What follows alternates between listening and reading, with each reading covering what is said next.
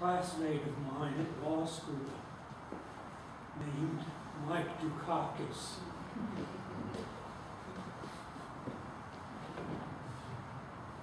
Came up with the idea that the town and town committees in the Democratic Party and the ward committees were always re-elected because hardly anyone bothered to vote for who would be on a ward committee. And he said, we're going to create an organization statewide, and we're going to run people in all of the ward committees and town committees, and we're going to take this over. And he created Commonwealth Organization of Democrats, which was called COD.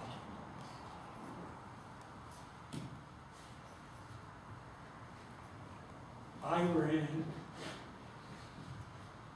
and I became and we all won, because we went and we talked to people, we told them it was important to vote, and we got people to come and vote. And this happened throughout Massachusetts. So it can be done. Thank you, sir. Thank you.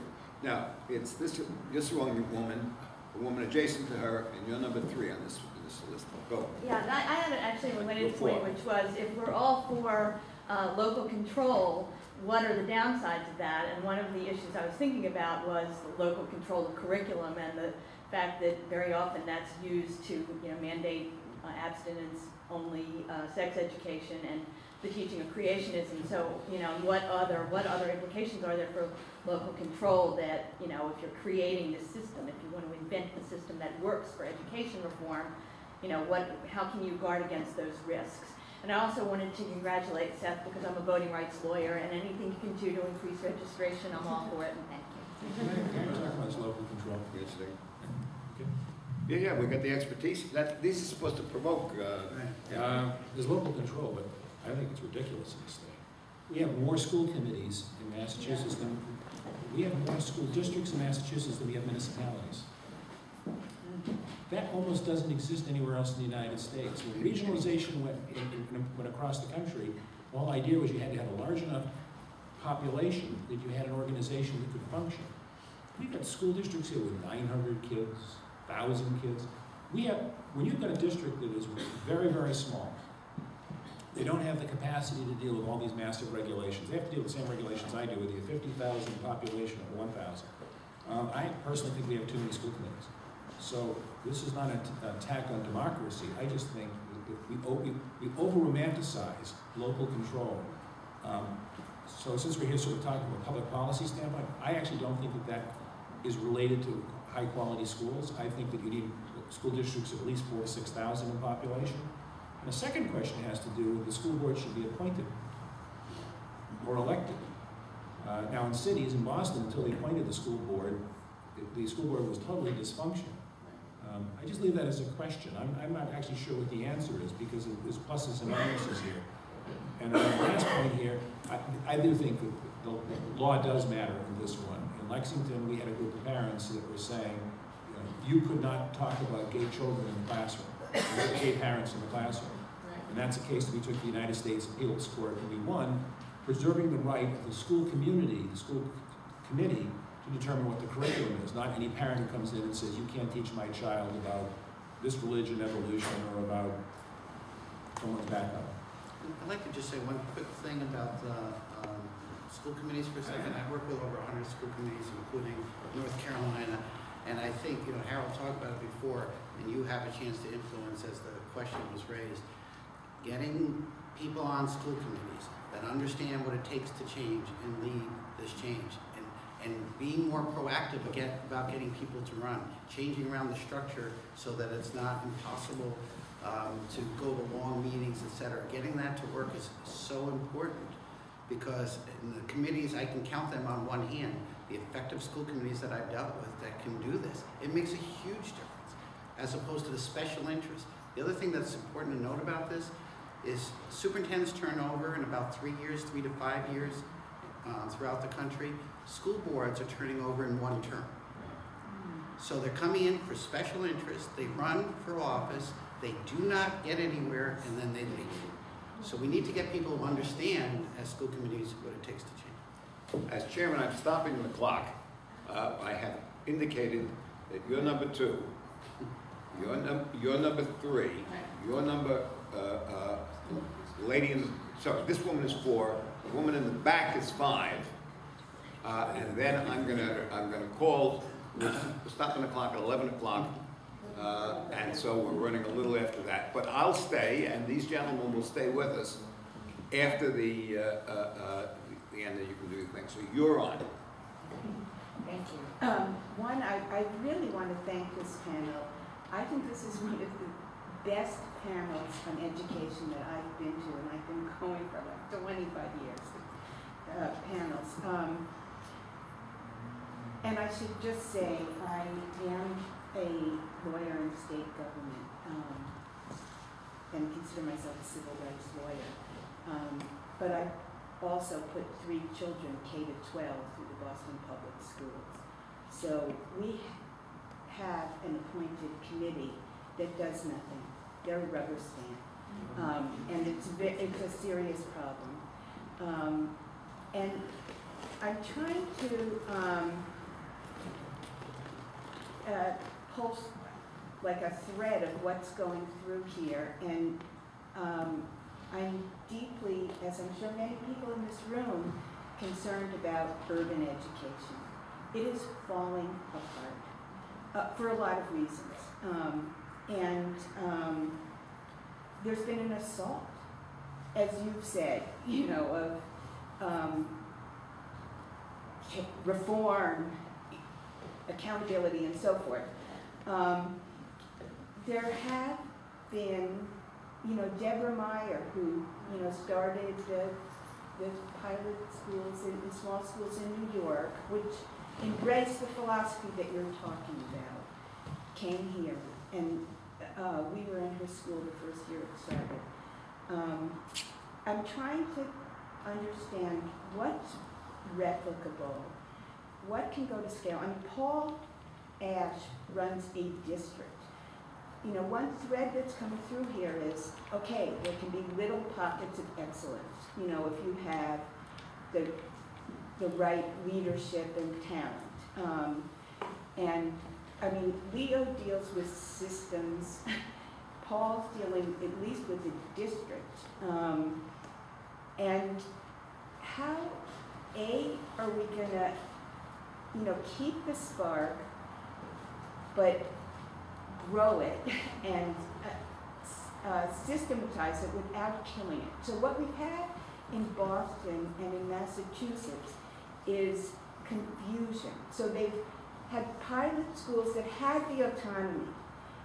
This superintendent has stripped them, ignored the memorandums of understanding, ignored the Center for Collaborative Ed that went to contract with LA because they were ignored here.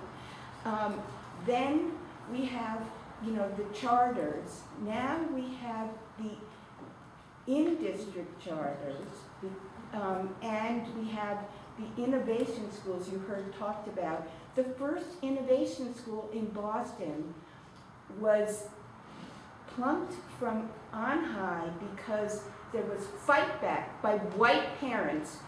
All the other schools that were proposed to be closed were closed except that school, and they said, oh, we'll turn it into an innovation school, and it's the top-down charter model where they put in a principal, kicked out half the staff, and so it's the name only to these innovations and strategies you're talking about. It's embodied in the law now, but how it's implemented is same old top-down. There may be some innovations, we're hoping, but, and then You don't need innovation, you need good teaching.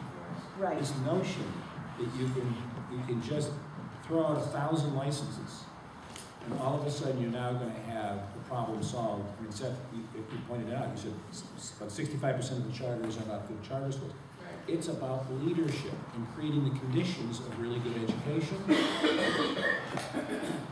This is a fantasy that if you atomize the city school districts into these little pieces, all of a sudden we're now going to reinvent high-quality public education. I think it's a total fantasy. But I how also, can we- let me say this about innovation if I can for a second. I mean, I've got nothing against innovation, but if the point is that we think we're clueless about what a high-performing school looks like, that's wrong. We know what high-performing schools look like. Mindless invocation of the word innovation at this point is not helpful in education. What we need is execution. It may well be we can improve on the models we have, but we need to focus on execution and not necessarily simply on innovation. And one of the problems with this is, if you're talking about art and not science, new reform superintendent comes in, and let's say that new superintendent has the right idea, which is to minimize the role of central office, push it out to the principals and to the teachers at the schools. Think about what the message is. I am ordering you to take control. It is oxymoronic. Executing that and making it work is very tough. That is not a simple message to get out and to make it consistent, but that's the message that's coming from people who succeed in this business, and it's tricky. So it's art, it's not science. The other message that's sort of like that is Leo's point about poverty. Poverty bedevils education because it bedevils the headspace. If teachers look at poor children and say, you're hopeless because of the conditions, you will get what those teachers expect, which is nothing. So, on the one hand, that new superintendent has got to sit there and say this is a no excuses district. I expect these children to learn just as every other child is learning, and you don't get cut any slack because they're poor. Without creating what I think Leo would immediately jump to as the problem here is, I'm not blaming you, teachers, if you don't get exactly the same results I get in a suburban school. But you can't use it as a cop-out. Just a very quick story, and Leo, you'll like this one. Gerald Anderson ran the Freeport Lake Jackson schools in the 1990s. Freeport Lake Jackson is the home of Ron Paul, so think about where we're talking about. Gerald was a classic Texas good old boy. You get the picture, please. I mean, it is exactly what you think. Gerald eliminated the achievement gap in 6 years in Freeport Lake Jackson. And he did it by being, let's just say, a controlled psychopath. I mean, he was on the edge, and but he made it work. I asked him, for example, if he had a parent involvement program, right? Because all school districts have parent involvement programs. And Gerald said, no.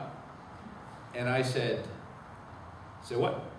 And he said, no, we didn't have one. I said, explain.